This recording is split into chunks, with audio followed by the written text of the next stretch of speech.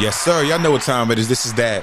Brand new LCP. Now, I want to give a big hand, another round of hand claps, man. Everybody out there, man, who stayed locked in, who stayed supporting, man, the Lunchroom Chatter Podcast, man. Now, before I dive into the episode, which is already pre-recorded, in the beginning, I had to sit down with Queen E. We spoke about the 911 dispatchers who they kind of fucking up on the job. We spoke about LeBron James' son and the backlash he received for going to prom with a white girl. Now, after that, I dived into some of the voicemails I got. Now, last week on Instagram, which is Lunchroom Chatter Pod, I posed the question of, why are you single? Because I want to know. You know, when you look at social media, a lot of people claim that they are single because the other sex ain't shit. I'm single because of everybody else. But I want to know, personally, why are you single? And I got some voice messages, man. And I spent a good amount of time breaking down those messages to find out why you single, man. But everybody out there, man, who stay tuned in, who stay supporting, my Cash App is $NYC Story 718. And please repost and share the podcast, man. You guys who stay tuned in, who stay coming back for the real conversations, the real topic, the real shit. You guys cannot listen and keep it to yourself. So if you enjoy the podcast, you stay coming back because the conversations are amazing. You enjoy the conversation. Post it on your social media, your Instagram, your Facebook, your Twitter, your Snapchat. Spread the word. That's all I'm going to say, man. So we're going to take a quick break. We're going to dive into the episode. Hope you guys enjoy. You guys stay safe. And as always, man, this is Dad. Brand new LCP.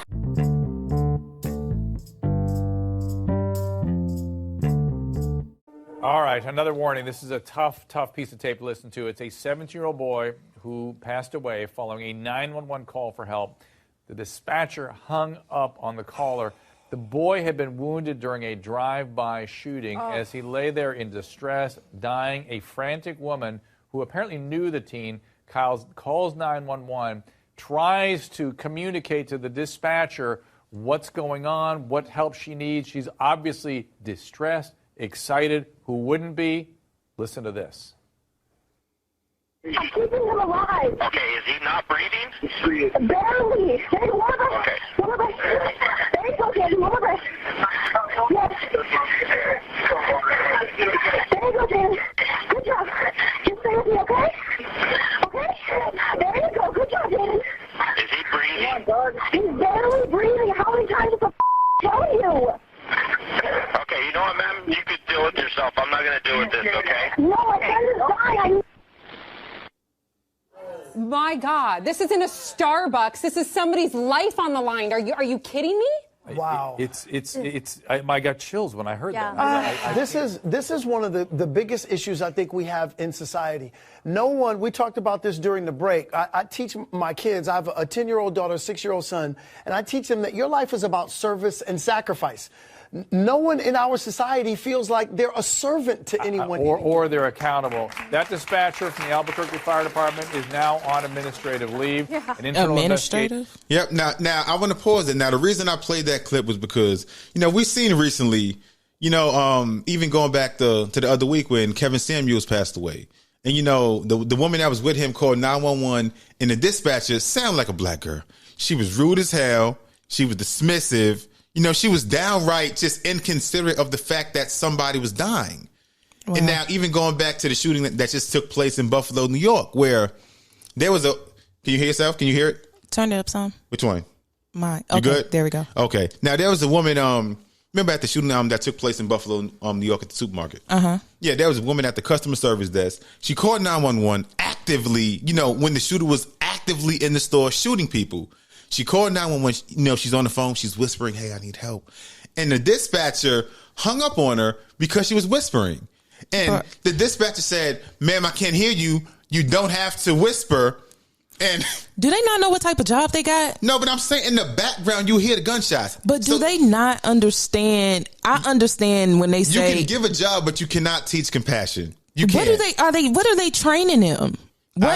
Do they need people that bad that they just really come as you are type of thing? Because are they even training these dispatchers? There are going to be people call 911. How can you train someone to have certain? It's not even that. It's the fact of I just feel like as a dispatcher 101, and I'm not even a dispatcher. That's not something people call for 100,000 reasons. And so I feel like in that case, you have to be prepared. You're going to get some people who is trying to hide from a damn intruder, and they can't talk loud and tell them where they at. She on the phone whispering, "Hey, I need help." Because common sense will tell you if they are whispering, they are in a situation where they cannot use their voice. In the same way for this woman or this man who sat there and just hung up the phone, you keep asking her, "Is the damn child breathing?" Same question nine times in a row. You hear her saying, "Okay, take one more breath." You listening to all of that. I heard it. You hearing the same thing, and you mean to tell me where you like, well, I just don't, because you don't have time. That's the purpose of calling you. We don't know who you are, don't know your name or nothing as a dispatcher. Don't know who you are, but your job is to send out help.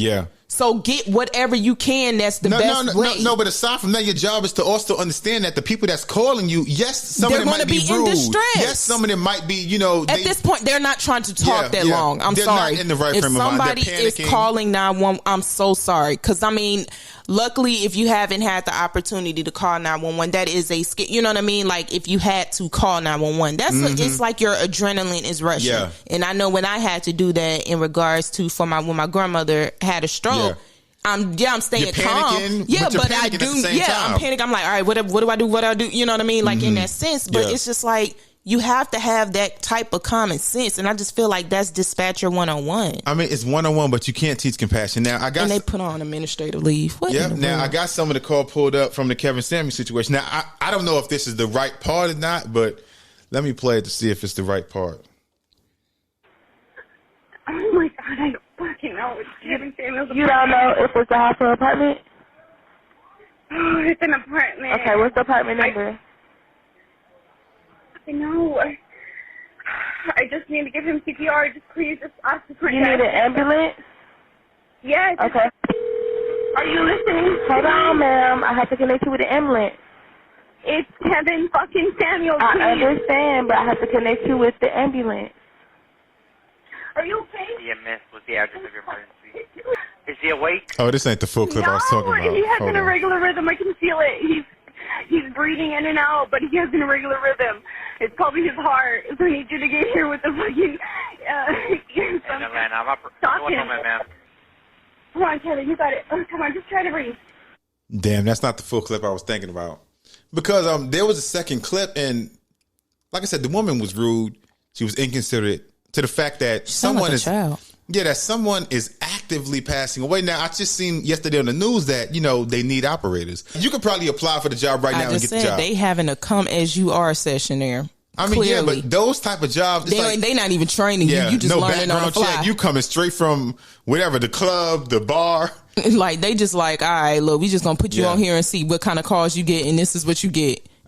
I mean, and I'm going to sound real, but it sounds like they just hiring like regular hood rats off the street. I'm sorry. She sounded young, but it do from based on these three different scenarios or whatnot. Anybody could get a job. It just sounds like they are just hiring people, but it still goes back to training.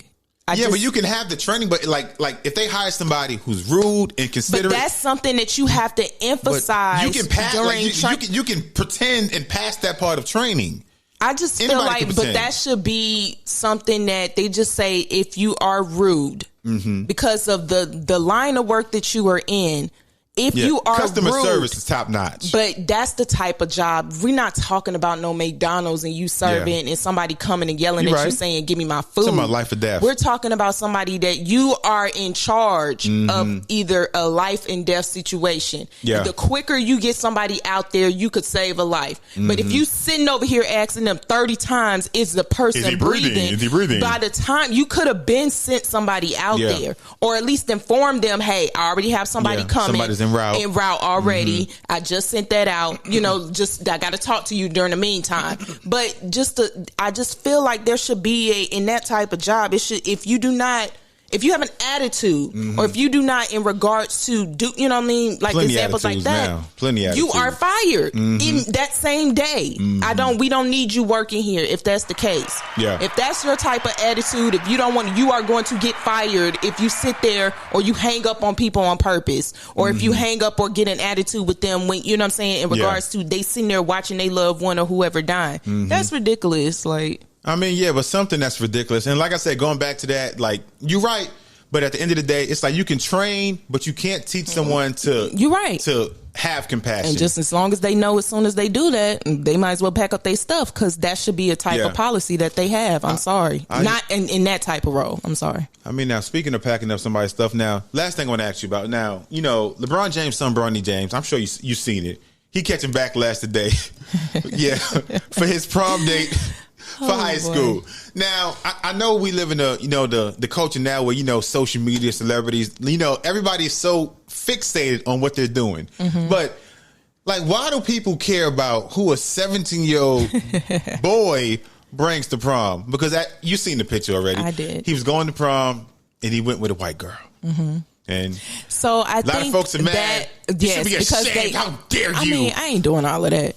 I think what they did was look at how he was brought up. But it's like, it's kind of funny because as I looked at the picture, because I follow the wife on Instagram or whatever. We're talking about Bronny, right? She's the one that posted it, right? Yeah. But then as you slid like to the last picture, it was like the daughter had that look. But that was a purposely done picture with the daughter's face. Yeah, but she is, to me, when I saw that, and I was like, yo, his mama funny as hell, you know, like, or whatever, because parents gonna have, you can't control who your kids date or who they like. You know what I mean? Like, in that sense. If your child goes to a predominantly, exactly, that's who they're around. That's who they're around. They're mostly around some white folks. Exactly. Let's be honest. So that's what I'm saying. So I'm pretty sure, human, whatever. I'm thinking if I'm in that role, in school, I put my kid in that predominant school, and then that's who you bring home. I mean, I probably would laugh and chuckle with, you know what I mean? Like, you know, like in a sense, but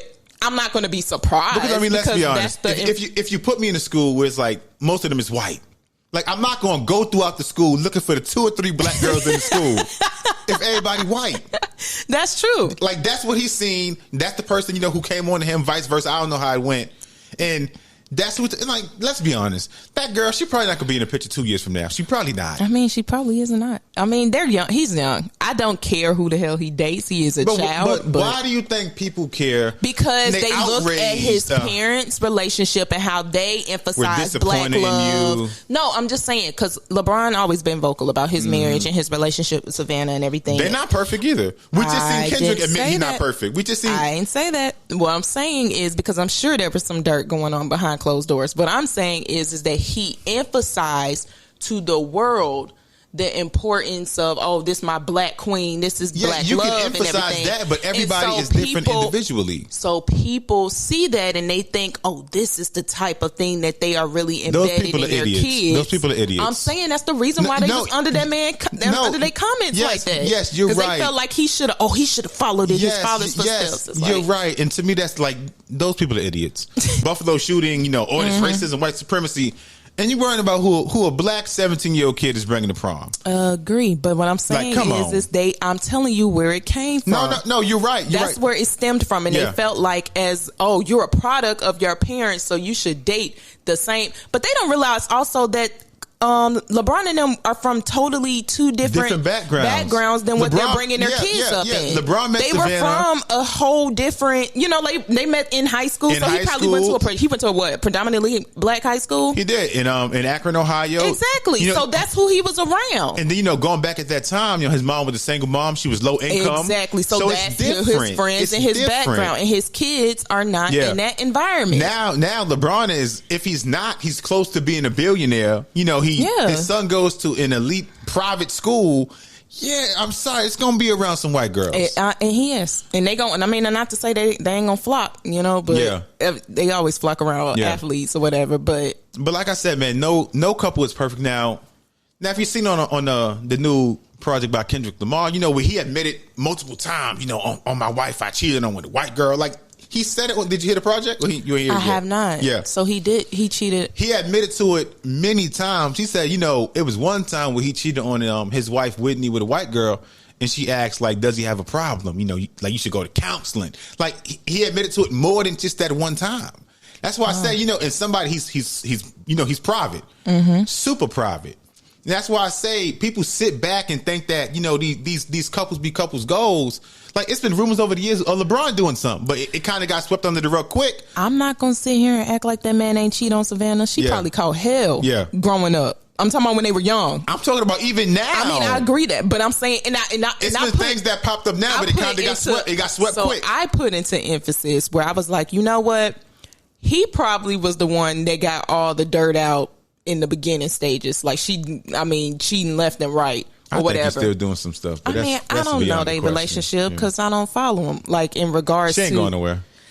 She ain't going nowhere. I'm not. See, they got like 5 kids. She ain't going nowhere. It's a business. It's like Will and Jada. She ain't going nowhere. Okay. Because it's a business. LeBron James and Savannah. That man ain't embarrassing her. Just put it like that. At least it's not publicly embarrassment. And that's probably what is the reasoning of, I don't know what goes on in a relationship. I'm not going to even sit here and say that every relationship there's a cheating nobody issue. is relationship goals. That's all I'm trying to say. Well, nobody is goals. I'm just Nobody's saying goals I used to look at them like, okay, he probably, no, I'm saying for their instances, because people do grow up and people do grow, but especially if they've been with that same person since damn high school, I'm not about to sit here and pretend like he went out there, you know what I'm saying? Like, especially going into the league. I'm not about to sit here and be delusional about that. I am 100% sure she caught hell.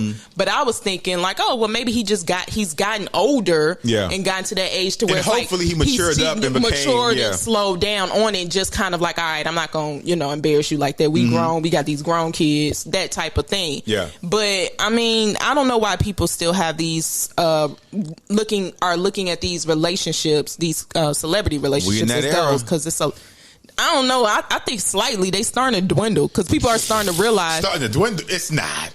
I'm sorry. I really do think that people are starting to dwindle on putting that tag relationship goals on celebrities. It's not even just celebs. Because you see it where, just regular people, regular women, anybody meet somebody and then they rush online and throw them online with the person with the heart emojis or cover their face with just stupid stuff like that.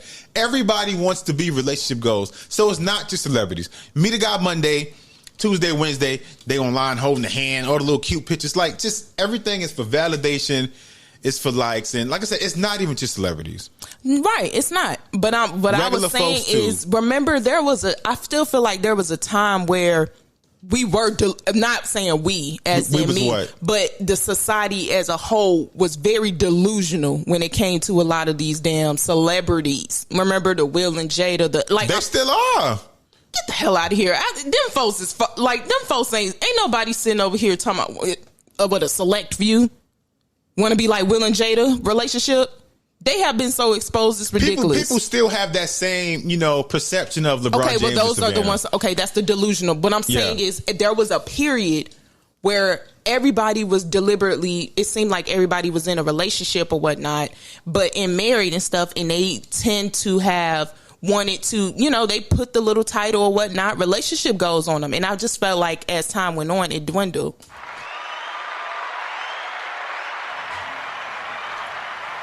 I mean, you're right. But I'm just saying, like, I think as time went on, people are starting to realize it's shifting from celebrities being the goals versus, like you say, folks that's the Instagram folks, the people that post all they damn perfect pictures online 24/7. But like I said, man, like that's why I wanted you on to start the podcast. So if to kind of talk about that, the 911 dispatchers, LeBron James and what's the white girl name he was with? Or you don't know the white girl name? The kid? Matter of fact, never mind. She ain't gonna be here next year anyway. All right, we're gonna take a quick break. Don't leave that damn kid alone. We're gonna take a break. I'm gonna come back, dive into some of these listener responses, and we're gonna get into some more topics. I'll be back. Brand new LCP.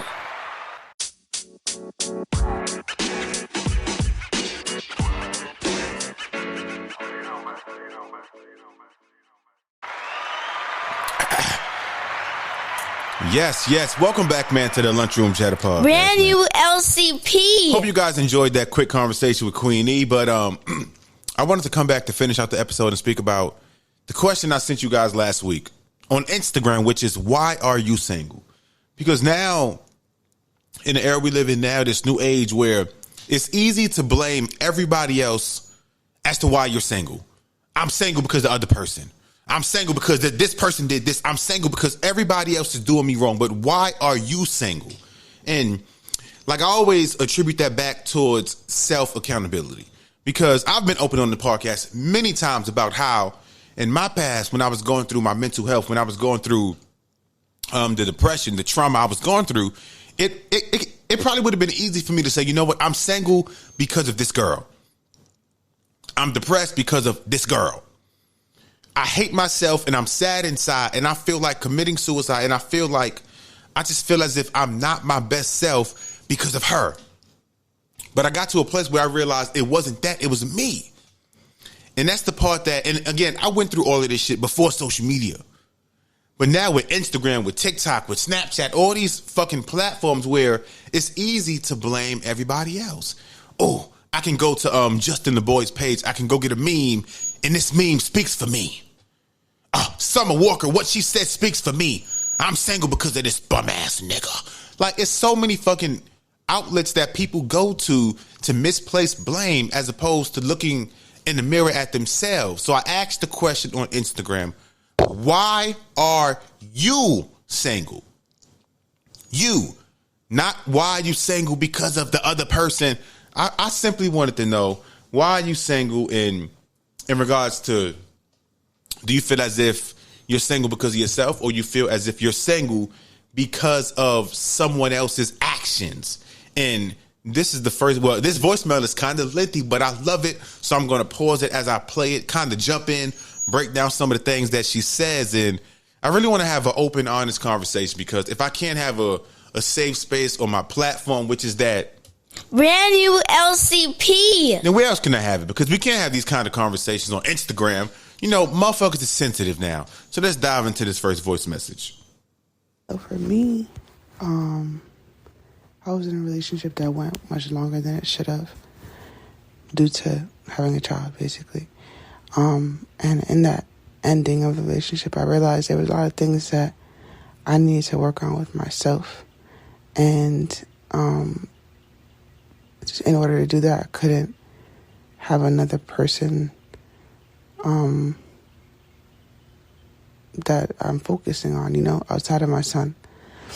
And even then I had to, like, you know, really do some a self-check, you know, on what I wanted. I think that's really what it was. I want to pause it and I want to clap it up, because that is a great point. And I believe that, you know, I can only speak for black culture. I'm black. But I know in black culture, sometimes we extend relationships outside of the expiration date because of the child. And I can't leave this relationship because we have a child. I can't leave because if I leave, it's hurting the child. But sometimes staying in a relationship past the expiration date is hurting the child more, as opposed to you walking away now. Because if you aren't happy, you aren't your best self, you guys are in a toxic situation, staying for years after that expiration date has passed has a longer lasting negative impact on the child, as opposed to leaving and stepping away at an earlier stage. So I want to give a hand clap to her for even acknowledging that, because some people stay for 15, 20 years and then they divorce and say, well, you know what, you know, at year 5, I wasn't happy. Well, you stayed the extra 15 years.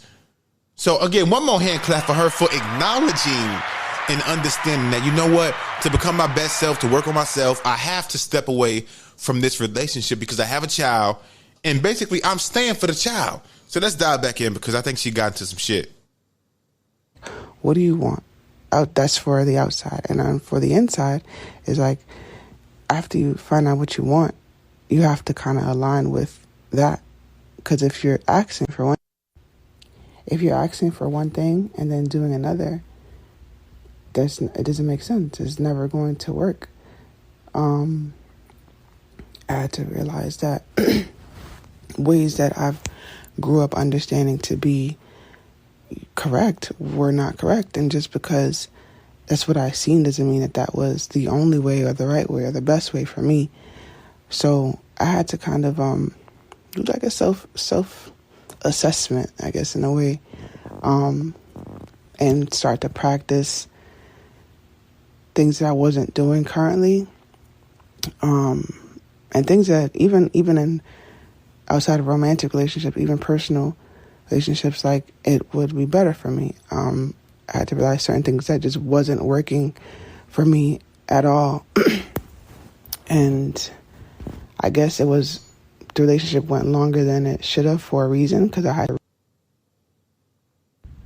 And I guess for me, I took it as God must have been like, all right, you didn't learn your lesson yet, so let's go back in this and do it again, But yeah, I really feel like people need to take the time to make sure that what they do and what they ask for are aligned. Otherwise, you're gonna be back and forth all the time. Like, you can't say, all right, I want help. I want somebody who. I want to pause you real quick because she is making some amazing points, man. And that's why I always say it is okay to be single and work on yourself. Now, now with social media, it's like it kind of rushes and speeds up people's timeline. For example, like I've seen plenty this year. There's someone I follow on Instagram who has posted about, let me see, about four boyfriends this year is what she posted on Instagram. Now, when you are in a serious relationship and you're moving that quick, because when you post somebody on Instagram, like you're trying to portray to the world that this person is somebody who you are seriously dating. Because if you're having a one night stand, you don't post your one night stand on IG. So when you go to social media and you post somebody on IG, you are letting the world know this is somebody who I'm kind of taking seriously. And when you get to that place where instead of living in the moment, enjoying what's happening, and finding out if that person is right for you, but you get to a place of, you know what, I met this guy, so now I gotta rush on IG and show people how happy I am. I gotta rush online and show people that I'm in love. You get to a place where you just end up like not caring about yourself, but you end up in a place where you just start competing for validation. You start competing for likes. And when you get to that kind of place, when you allow your mind to get to that zone, it's harming because you overlook so many flaws and so many negatives in a guy, in a person, at the expense of like, let me get these likes. Let me get these validations now. And it's harmful. And in many situations, we see that it is also dangerous. So like she said, it's okay to take a step back, realize, you know what? I'm not my best self. I got to fix some shit. So instead of me rushing into another relationship, it's okay to work on yourself. And I don't mean like go on IG and say, you know what? I'm going to stay single and work on me. But the whole time you ain't doing shit. I mean, it's okay to go seek therapy, to go seek counseling, to read books, to, just seek out any type of information that you can use to become a better person, as opposed to just be single and sit there, don't do shit. And then now the next person you date, they got to inherit all that fucking unresolved trauma that you bring. But let's dive back in. I want somebody who is thoughtful and want to take the load off, but you want to be an independent woman. Like, that's that superwoman. Doesn't make no sense. You leave no room for that person. So it was little things like that I was doing that it just didn't make sense. And in the time of being single and like that beginning portion, and even now still, that was allowed me to realize that, and now that I go into dating, I can go in with a different perspective, and start differently. And that beginning really allows me to, kind of cross people off the list if they ain't what I'm looking for quicker than before, where I was just like, oh, well, this is cool. I was very like chill and laid back and just easy going. I'm still like that, but if I realize things aren't working because I know what I want now, it's easier for me to be like, yeah, this is not for me. Like, See, that's growth. That is fucking growth right there. Like when you get to a place where, you know what, I'm not just going to accept any and everything. I'm at a place now where, you know what, you're not what I'm looking for. I'm gonna walk away, as opposed to you know when somebody isn't for you. Like, try to tough it out and try to mold somebody to be the person you want them to be. But we ain't nobody mama. I ain't nobody daddy. If I'm dating somebody, or if it's somebody I'm interested in, it's not my job to fix you or mold you into the person I want you to be. We grown ass adults. But let's finish out this voicemail. We could be cool, we could be friends, but that's it. And yeah, so. And I enjoy dating for right now. Like, I'm liking the dating scene. Like, it's cool. I haven't done it for a really long time too. I was in a relationship for a long time, so that could play a part as well. I want to clap it up, man, because that is an amazing fucking voice message. Like, and that's why I love lengthy messages, because within that message, like, we just heard, like, the growth she had over the years. You know, when you go back to her being in a relationship with somebody she had a child with, and like, the relationship seems like after a couple of years, maybe it wasn't in the best place, but as the years went on, you know, she stayed. And she acknowledged the fact that I probably should have left. So I stayed, you know, way after the expiration date. And now that she's going back into the dating scene, you hear the growth in her voice. You know what? If I'm dating somebody, or if it's somebody I'm talking to and this person is not who I want, I'm leaving. When in the past, she might not have done that because of, you know, you get to a place of being complacent, or you just settle for any and everybody, as opposed to putting your own desires and self-worth at the top. It's not about how he feels. It's about how you feel and what you want. And somebody should come along and compliment that, you know, and vice versa. So you can't get to a place where you just sit back and accept any and everything at the expense of yourself. So I want to clap it one more time for that voice message, man.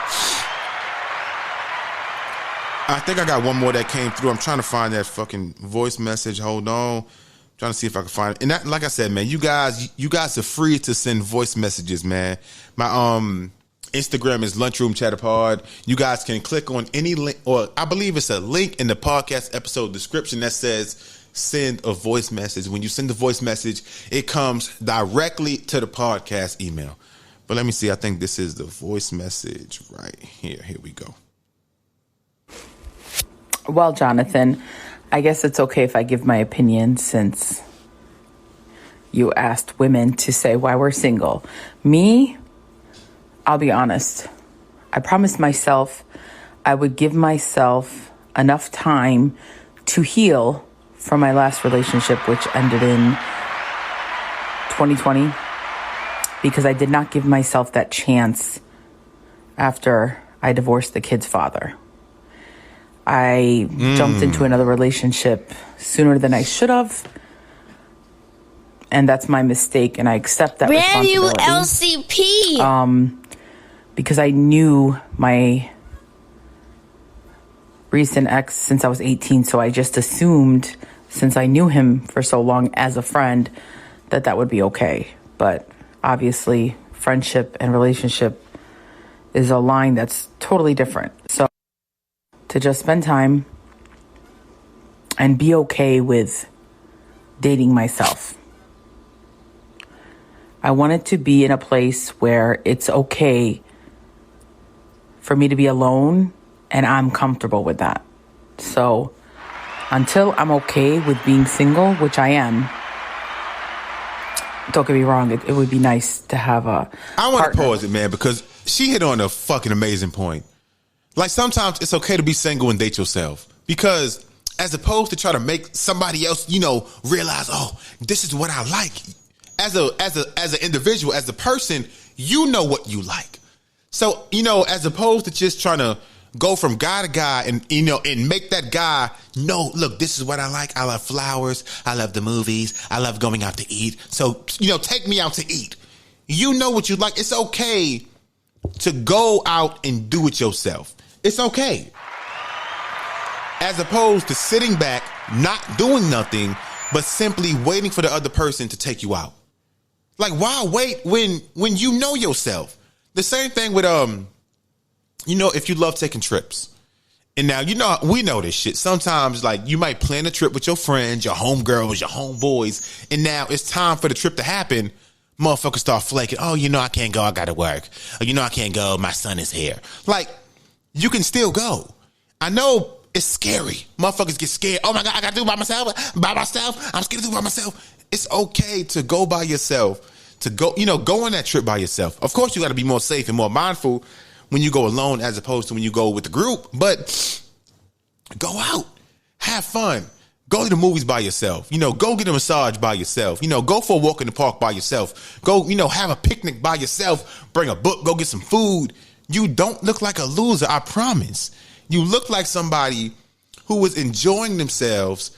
Becoming one with yourself and just understanding that self-love a lot of the times is individualized to where you don't need somebody else to just to provide that love for you when you know what you like, you know what you want, you know your desires.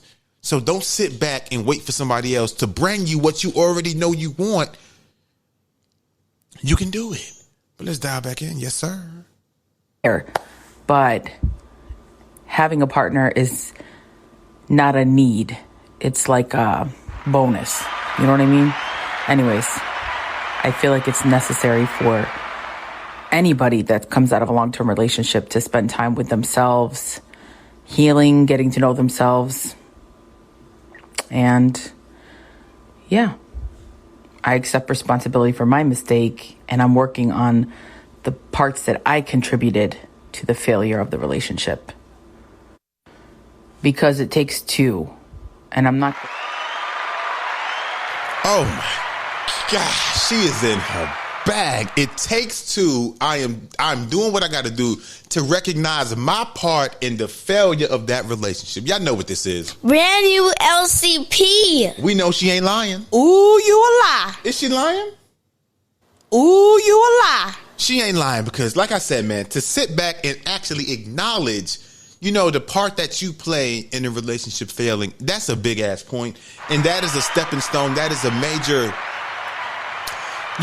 level in society that not many people reach. Not in the era we live in now where I can sit back and blame somebody else for all my relationships messing up as opposed to realizing, damn, maybe it was something I did too. So the fact that she can acknowledge that she can become one, that she can actually, sit back now as a single woman and realize that we all play a part. Like she said, it's 50-50, man. Like, of course, sometimes somebody else may be more damaging for the relationship as opposed to what you are, but we all play a part. Same thing with the first voice message. She said, years ahead of time, she stayed too long. And her staying too long, that's a flaw. Because she wasted years being in a situation that wasn't to her best benefit as opposed to walking away. So yes, now she's grown up, she's matured, she's become a better woman, but at the end of the day, we can't go back in time. So that's still years wasted. So it's better that you acknowledge and recognize that now as opposed to wasting more years. But when men and women can acknowledge and understand that they too play a part in a relationship fucking up, that's powerful. But let's finish out this voice message. Here and say it was only my ex's fault for either one of them, honestly. But it takes two, and I think once you get to my age, well, hopefully, some people never want to accept responsibility. You just have to kind of look back and reevaluate, like, what did I do that was not a good contributing factor to the relationship not succeeding? And I've discovered a lot about myself that I love and a lot about myself that I know definitely need to change. So I'm working on that. Also, I promised myself I would stay single till I finish school because it's a full-time commitment. Nursing school is very hard, and I need all my energy focused on that. Okay, that is my opinion. Brand new LCP. Now I'm probably gonna be back for like another update on these type of topics, these situations, because it's important. And I know you guys love hearing about, like the relationship shit. Like every time I pose a question on IG, again, which is Lunchroom Chatter Pod, like the relationship topics, the sex topic, those are always the topics you guys love, you guys want to hear more about. And I don't think it's a coincidence. I think that a lot of people want to feel connected. They want to feel related feel relatable to many different things. Because sometimes when we go through heartbreak or we go through trauma, sometimes we feel as if we're alone. I'm going through this by myself. There's nobody else out there who's going to understand me, but there is. And that's why I say it's okay to be open. It's okay to be honest. It's okay to just, talk about the trauma. I talk about my trauma all the fucking time. And if you judge, I don't give a fuck. You got something to say, I don't give a fuck, because the same people that judge you, they have their own trauma. But they are not yet in a place where they are comfortable opening up. Because when you open up, when you be honest about real life, you get less likes. That's less validation on social media. So I understand it from that perspective. But I don't give a fuck about that. I'm a grown-ass man. I'm 32. I'm going to be honest. I'm not going to waste my time coming online trying to portray myself to be a certain kind of way for you motherfuckers. That's not who I am. That's not my character. And that's why I believe that LCP, that brand new LCP, why it's doing amazing. More and more people are tuning in. You guys are sharing. You guys are reposting. And these real conversations matter, man. So to everybody out there, man, please repost the podcast this week. Share the podcast this week. Don't listen, love it, leave a great rating, hit me up on IG and tell me I love the episode. But now you're not spreading the word. Because I know I'm not Rihanna, I'm not Chris Brown. I don't have a million followers and shit like that. But the best way to have continued growth is for you guys to share, repost. Word of mouth is amazing, man. So you guys who stay tuned in, you guys who stay showing love, support. Again, my Cash App is $NYC Story 718. Y'all know what time it is. This is your brand new LCP. And also, man, you guys can get bonus episodes if you have an iPhone. Go to Apple Podcasts, go to Lunchroom Chatter, and you'll see bonus episodes in it. And now when you click on the bonus episode, it's going to prompt you to sign up for Lunchroom Plus. You sign up, you get bonus episodes, bonus content, bonus segments. And I do that all for you guys. I do it by myself, on my own, individually, man. So you guys who stay locked in, stay showing support, I want to clap it up. Y'all know what time it is, man. This is John A. Show. This is that. brand new LCP. Yes, sir.